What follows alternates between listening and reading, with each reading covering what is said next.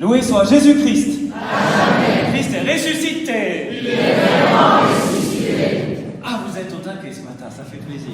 Je pense que c'est le fruit de ces 2 jours de prière et de fête que nous venons de vivre. Mais aujourd'hui, il faut bien avouer que cet évangile, Luc, chapitre 19, dites Luc 19. Vous retiendrez, Zachée, Luc 19, comme ça vous irez chercher. Et vous avez de la chance, il n'y a que chez Saint-Luc qu'on le trouve, Zachée. C'est un des rares passages qu'on ne trouve que chez Saint-Luc. Donc cette histoire est terrible, elle est choquante, c'est un véritable scandale. Moi j'ai envie de dire à Jésus, vraiment t'exagères quand même. C'est pas une parabole, c'est une rencontre réelle. Jésus en avait tous les jours, rencontre personnelle. Et c'est pas la première fois que Jésus s'adresse à des collecteurs d'impôts. Vous vous souvenez Matthieu, qui est devenu Saint Matthieu, évangéliste, apôtre, puis beaucoup d'autres. Mais là, Jésus t'exagère quand même. T'exagères, vraiment t'exagères. C'est le chef des collecteurs d'impôts. Faut tout lire, hein.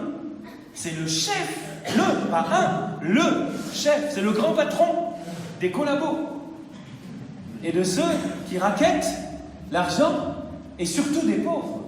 Ça devait être, si les collecteurs d'impôts n'étaient pas aimés par le peuple, imaginez le chef des collecteurs d'impôts, à quel point il devait être haï, avec un H et un tréma sur le i, orthographe, haï par les gens et particulièrement par les plus pauvres.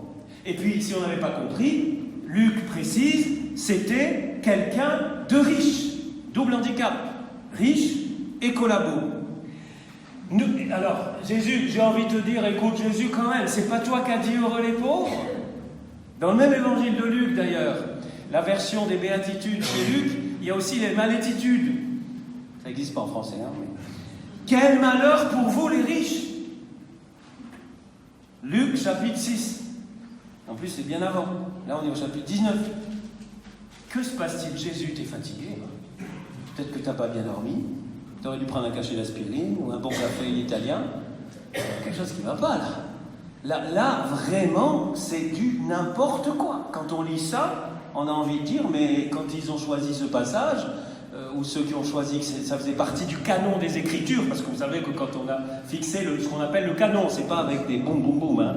Le canon des Écritures, c'est-à-dire ce qui est considéré par l'Église depuis toujours comme la parole révélée, parce qu'à côté de ça, il y a d'autres écrits qu'on appelle apocryphes, et qui ne sont pas paroles de Dieu, et qui certains sont très très anciens, même pratiquement de la même époque que l'Évangile, par exemple, ou que certains écrits du Nouveau Testament. Non, là, ça a été retenu comme parole de Dieu. Alors, il va falloir voir Alors peut-être, je me suis dit, Jésus voulait tirer profit, se faire un ami riche pour soutenir ses missions. Bon, c'est pas trop dans l'esprit de Jésus, hein.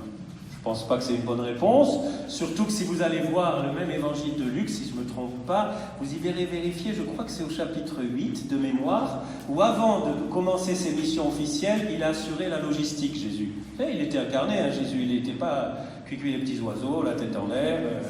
Pour la mission, il fallait aussi de l'argent, il fallait manger, il avait toutes les... Et puis je pense que les apôtres, ils devaient bien manger, hein. Il y a des jours, ils ne mangeaient pas d'ailleurs, tellement il y avait de travail. Et alors, il est dit qu'il y avait des saintes femmes, écoutez les femmes, hein, mais les hommes, ça marche aussi, il y avait des saintes femmes qui les soutenaient par leurs biens. Luc chapitre 8. Et Luc chapitre 9, c'est l'envoi en mission, le premier envoi en mission.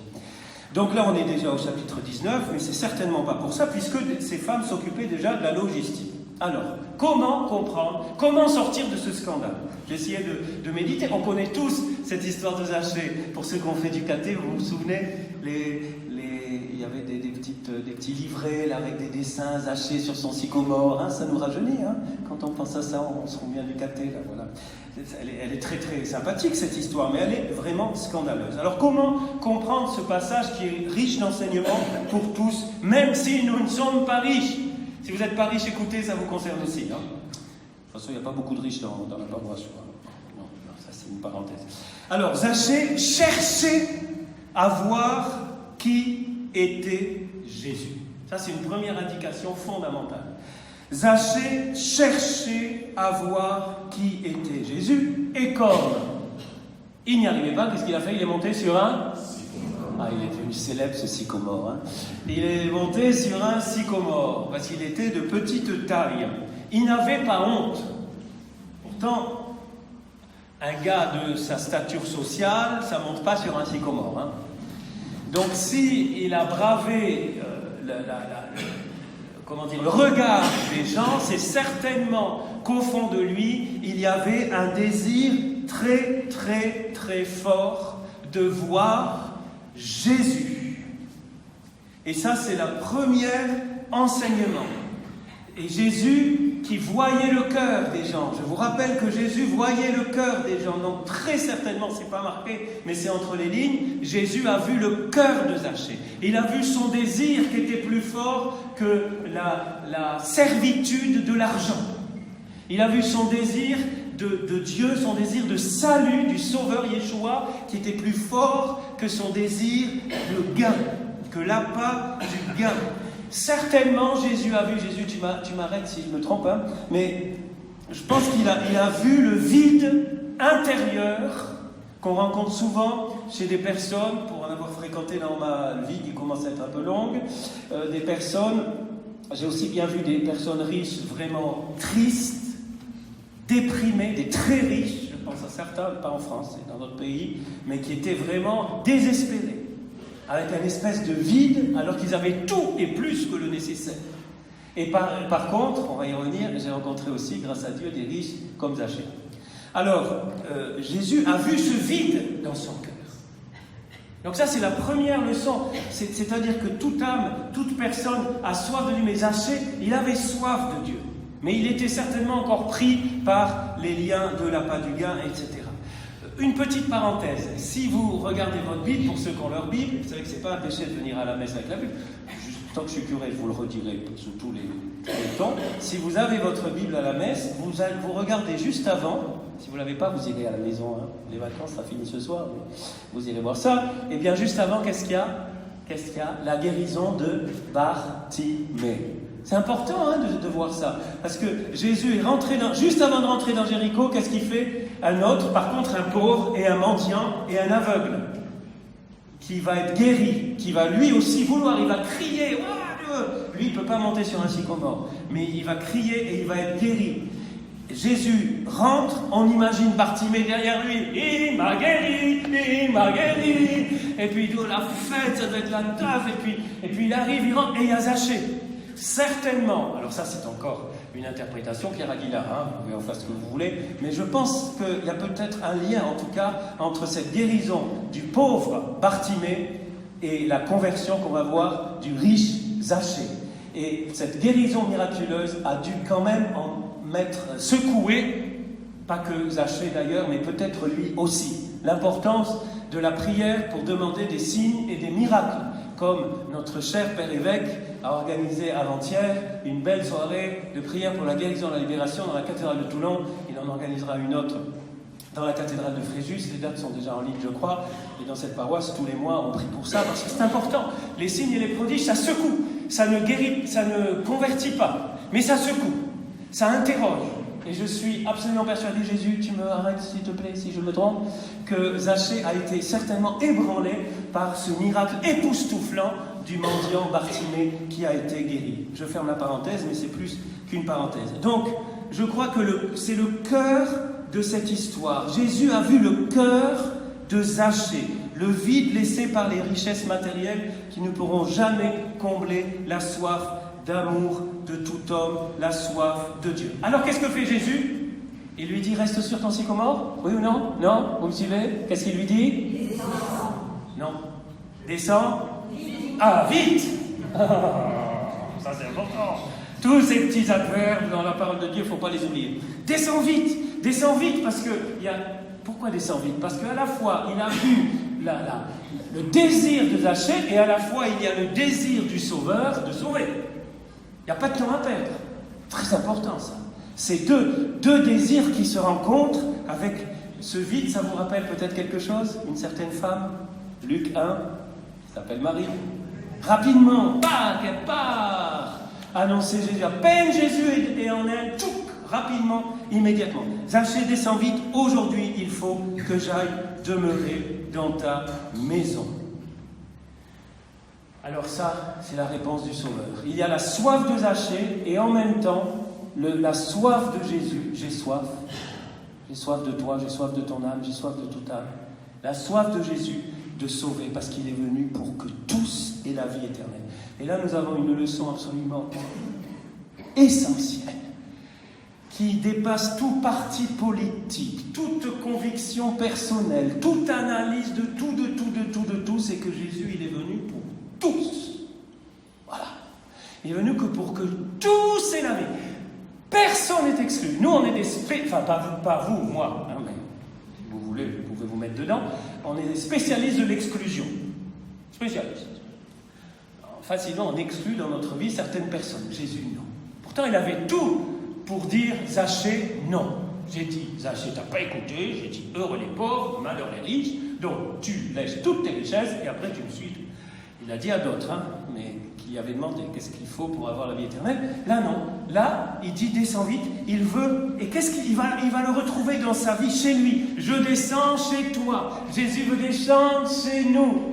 Je vous l'ai déjà dit, mais pour ceux qui m'ont pas entendu, ceux qui m'ont entendu, vous avez de la patience. En fait, vous gagnez. Non, on ne gagne pas le ciel, pardon Seigneur, mais vous vous sanctifiez à m'écouter. Hein. Oui, parce que ceux qui sont là depuis 7 ans, qui sont toujours les mêmes qui vous parlent. Vous avez de la chance, ici ça tourne sur 3, mais quand il n'y a qu'un curé, vous écoutez toujours le même le dimanche. Moi j'admire les fidèles. Hein. Nous on s'écoute parler, mais bon, voilà. En tout cas, pour ceux qui ne me connaissent pas, c'est l'image de la maîtresse de maison. Ça marche dans toutes les cultures. Il y a un invité qui arrive, Jésus arrive, enfin un invité important, mais c'était pas prévu. La femme de Zachée, je ne sais pas comment ça a dû se passer. Bon, ça, on n'en parle pas de la femme de Zachée là. Bon. Mais certainement qu'on va les Zachée, mais j'ai pas prévu le méchoui, j'ai pas fait le taboulet, et puis c'est mal rangé, alors elle ferme toutes les portes, de tout ce qui est mal rangé. Écoutez, ça marche partout, j'ai fait le test. Vous demandez à ça marche surtout pour les femmes, mais les hommes aussi peut-être, il y a un invité surprise, eh bien on ferme toutes les portes là où c'est pas rangé, c'est pas vrai? Et juste le salon, là, vite, voilà. Et bien, avec Jésus, il faut faire exactement le contraire, il faut ouvrir toutes les portes. Jésus, il veut descendre partout dans notre vie. Ça, c'est une deuxième leçon qui est liée à la première. Il veut nous sauver, et on va y venir, parce que je crois que c'est le cœur du cœur de ce message, de cette rencontre, c'est qu'il veut venir dans notre vie, et il veut la transformer. Et ça, c'est ce qui va se passer. Alors là, je vous l'accorde, il y a une petite divergence d'interprétation de ce texte, mais quand même, la plupart des commentateurs s'accordent pour dire qu'il y a eu un véritable changement dans cette visitation de Jésus. Que quand Jésus vient dans une vie, il chamboule tout, en bien. Et que Zachée, quand il dit, est-ce que vous avez déjà vu un collecteur d'impôts, enfin vous traduisez aujourd'hui avec, je ne sais pas les noms, mais bon, donner la moitié de ses biens aux pauvres? Est-ce que vous avez déjà vu l'État qui, quand il fait une gaffe ou quoi, nous rembourser 4 fois plus? J'ai pas vu ça en France en tout cas. Hein. Moi, c'est complètement net cette histoire. J'ai fait du tort à quelqu'un, je lui donne 4 fois plus. C'est même pas remboursé, c'est 4 fois plus. Et je donne la moitié de mes biens. Donc la plupart des commentateurs s'accordent, d'ailleurs le texte peut prêter à cette interprétation qui me semble la plus juste personnellement, c'est que c'est à ce moment-là que Zachée décide ça. C'est pas ce qu'il faisait avant, c'est ce qu'il va commencer à faire. Et d'ailleurs, un détail très important, c'est que Zachée debout. Pourquoi debout?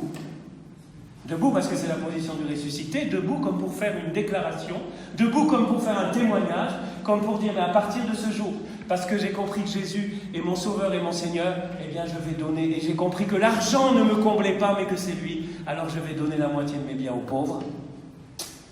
Et là, il est en train d'une certaine façon de racheter tout ce qui est négatif dans son métier, et surtout la façon non pas le métier lui-même, mais la façon de le vivre. Et là, les amis, nous avons une leçon. J'ai pas mis mon chrono, zut. C'est pas grave, je crois que j'aurai été à 15 minutes à peu près. Il y en a qui me chronomètrent? Non. Bon.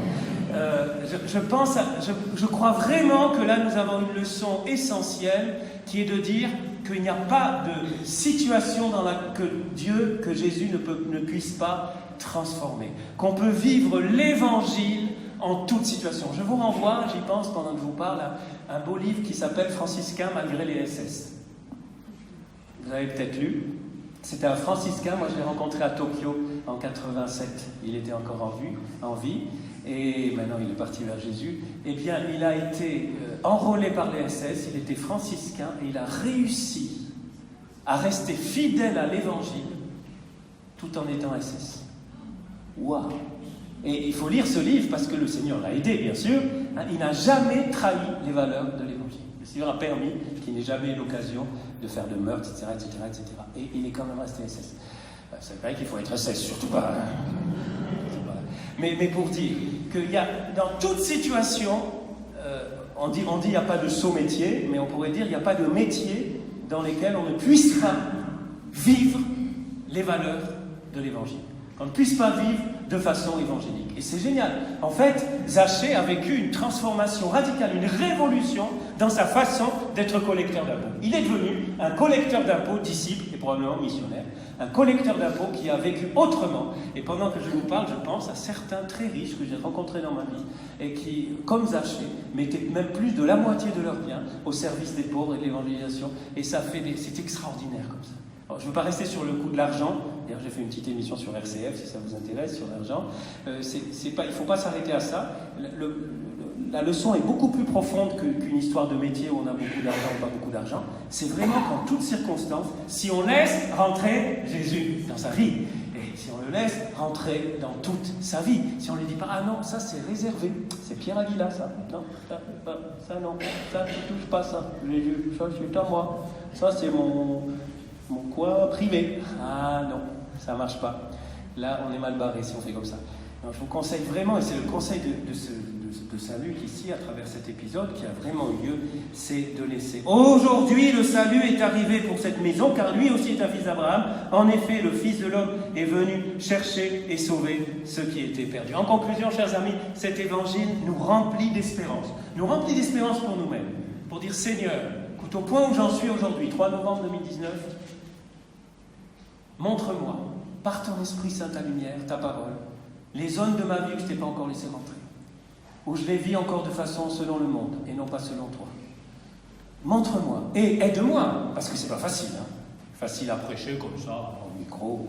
Après, l'appliquer dans sa vie, pour nous tous, c'est pas évident. Mais le Seigneur donne ce qu'il ordonne. Ça, c'est un principe absolu. Il donne ce qu'il ordonne. Si qu'il nous commande quelque chose, s'il demande quelque chose, il nous donne les conditions, la force, l'intelligence, la lumière, la perspicacité, le tact affiné pour petit à petit, avec patience, parce que voilà, Zachée, ça fait peut-être un moment qu'il attendait la visite de Jésus, et il y a eu un avant, et il y a eu un après. Et à partir de ce moment-là, ça sera intéressant de savoir qu'est-ce qu'il est devenu, ce brave Zachée. On saura ça au ciel. Oh, Zachée, où tu es? Comment ça s'est passé après? Moi, j'irai voir sa femme surtout. Comment ça s'est passé quand Jésus est arrivé? Mais bon, c'est secondaire. Voilà, et là, la vie est transformée. La vie est transformée. Alors, chers amis, cet évangile nous invite à un examen de conscience, vraiment. Est-ce que je laisse l'esprit du monde gouverné par maman me guider, ou est-ce que je laisse le Seigneur, par sa visitation quotidienne, transformer ma vie pour que ce soit vraiment une vie évangélique? Et puis il y a une troisième leçon qui n'est pas dans l'évangile, mais que j'aime imaginer, parce que Zachée n'a pas dû rester comme Bartimée. Peut-être qu'ils sont partis tous les deux ensemble, comme disciples de Jésus, ils n'ont pas gardé ça pour eux. Quand on a rencontré Jésus, on a envie de le faire connaître. Si Jésus est venu pour que tous soient sauvés, si Jésus est venu pour que tous, absolument tous, le rencontrent et l'accueillent, eh bien, il nous confie le mandat de l'annoncer. Il nous confie le mandat de favoriser cette rencontre. Favoriser cette rencontre. Parce que des sycomores, il y en a plein. Ou plutôt des foules, pardon, je me corrige, des foules qui empêchent, des obstacles, pas la Bible, non, l'iPad, c'est un obstacle, voilà, technologie, des obstacles entre les personnes qui attendent Jésus et Jésus. Pas forcément parce qu'ils sont petits, mais pour plusieurs raisons, il y en a plein. Alors, peut-être que nous, il faut qu'on soit des sycomores. Tiens, ça me vient comme ça. Cher sycomore du Seigneur.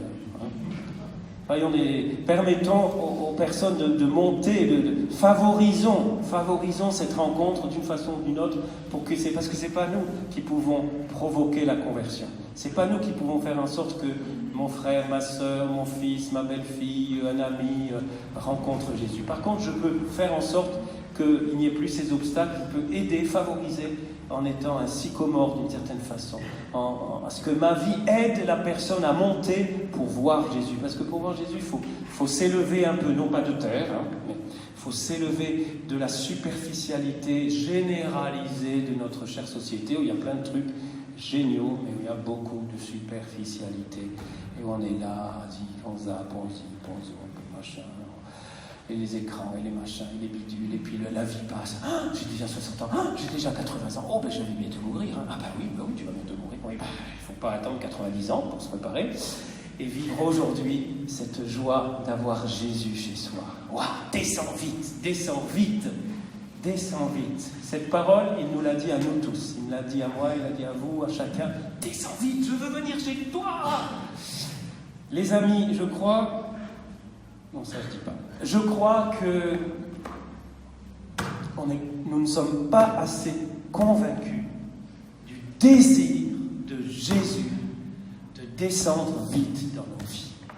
Parce qu'on se sent indigne, je suis pauvre, indigne, je suis pas... On s'en fout. D'ailleurs, plus tu es indigne, et plus Jésus va venir. Donc, c'est pas une excuse. Souvent, c'est parce qu'on a peur. Qu'est-ce qu'il va faire? Il va falloir que je donne la moitié de mes biens aux pauvres. Oh. Non, prenez pas l'évangile à la lettre. Il vous dira ce qu'il faudra faire. Il nous le dit tous les jours. Et il est patient. Il sait ce que chacun peut donner pour son royaume. Merci Seigneur pour Zachée. Merci Seigneur pour ce sycomore. Fais de nous des sycomores. Permets-nous de nous aider les uns les autres. Et d'aider tous ceux qui ne sont pas là, qui ne sont pas dans les églises, qui ne te connaissent pas, à pouvoir dépasser les obstacles et chercher à te voir et t'entendre leur dire « Descends vite, je dois venir chez toi aujourd'hui. » Au nom du Père et du Fils et du Saint-Esprit. Amen.